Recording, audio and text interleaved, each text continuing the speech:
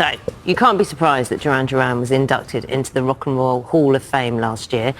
Someone who wasn't there, but who I'm delighted to say is here, is guitarist Andy Taylor. Good morning to you. Andy. Good morning. Shall we talk about why you weren't there, first of all? Yes, I wasn't there because I've had stage 4 prostate cancer for around about 8 years, and it caught up with me quite badly around about last September. And as hard as I tried, and all the preparation I made, when you do something like the Rock and Roll Hall of Fame, which is basically like getting knighted Yes. for a guitar player, you've kind of got to be on 11, you know. You can't saunter in. And I, you know, a few days before, I couldn't really stand up and play. And I had to deal with the denial. But it was sad, you know, and I hadn't told the guys. So you hadn't told No one knew. the other members of the band? Because I know they revealed your diagnosis, but you hadn't told them. No one really knew, just the family and a few friends. I just sort of kept it because once it goes public, I knew it would be fairly sort of extensive. And I could have picked quite a moment for it to go public. Absolutely. But I didn't want to make a fool of the band and just be on half and not be able to do this. It's quite an intense 3 days. How did they react when you told them?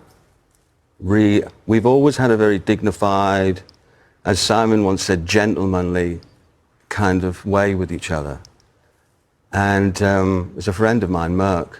He really helped me through all of this. And he said, just write them a letter, Andy. So I just thought, actually, yeah, I'm a writer. I wrote them a letter, and then a message came back, said that Simon wanted to read the letter out. And I'm like, okay, you know, and he did, and it was pretty. I was sitting at home with my grandson all day. We just rescued a cat. Right, lucky. Good job. Albie, my grandson, and I'd spent that day just sitting at home with a rescued cat and sort of peaceful until about 2 a.m. Then bing, bing, bing, and people are sending me clips from the Rock and Roll Hall of Fame of Simon reading out the letter, and I was like, I was gutted, but he did it with real dignity. He's a very classy fella, Simon, and I love him dearly. So obviously you kept it to yourself for your own reasons. That was a choice you made. But having it go public and everybody know, is that better in a way? Is it because it's out there that it's hard to make that decision, but now that's happened and we're talking about it here and on live television? Is that you in a better place? Yes. And it's a funny kind of question. You know what I mean? I know exactly what you mean. Yes, it is. Because it sort of it lifts a lot of pressure off every conversation you have. For instance, like my guitar tech, I hadn't seen him for a year and a half. For 5 years working with me, he didn't know. This is the guy who looks after your guitar. And he was like, what? You were doing, and you were ill? And I'm like, well, I had great doctors and I was on this great medication, and I wanted to keep it that way for people because you don't, there's no concern can help it. And you just want to, the environment I work in, you don't want to be, be careful with Andy. Well, I completely understand that. But in the same breath, it gives people the chance, doesn't it? And you must know this. It must happen every day to say to you, to ask you, you're okay, to kind of share some of the story. And that presumably, if not for you, for other people must be... Well, once I had the kind of support,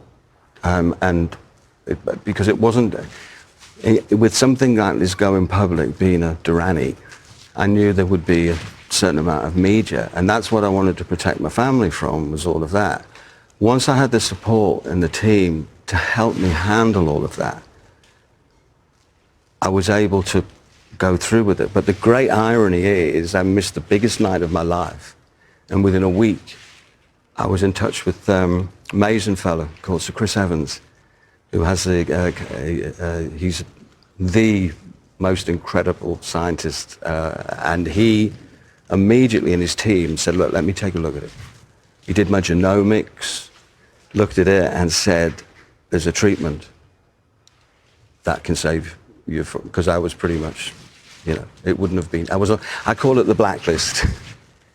And now this treatment, which is a nuclear medicine, lutetium-177, it's a targeted, so it only sees cancer cells. It can't see healthy cells. And I had my first round of it about, I'm in next week for another round, 6 weeks ago. And it kills stage 4 cancer in your bones. And so what it's effectively done is extend my life for 5 years. Well, the obvious question, straight away everyone's going to want to know, I mean, how are you? As you sit here now, where are you at? Well, I said to them once, I had to get in very, very good health to have this treatment. So I really took care of myself in a different way. And then after the first round of treatment, I said, if I'm okay, and you guys say I'm okay, and you do your blood tests and that, is it okay to start work again? Sort of light work and get out. I don't want to be a patient stuck here, and I want to be a working patient. A little beacon of hope, because this stuff just drags you, cancer just drags you down into the darkness and your family. And I can work as a patient. Well, we've got you here, and that's the thing. We haven't had the chance to talk about it, but we will mention it. You're still creating. You're still creating music. You've got a new album, Man's a Wolf to Man. That's out on September the 8th. And you're still creating, which is brilliant. And you've been really open with us here on Breakfast. And I know you would have made an impact with someone who's watching today. So thank you so much. It's been a hell of a journey, but... We appreciate your sharing it story with with us now. And a lot of people are very pleased to see you here this morning. Thank you so Andy, much. thank you.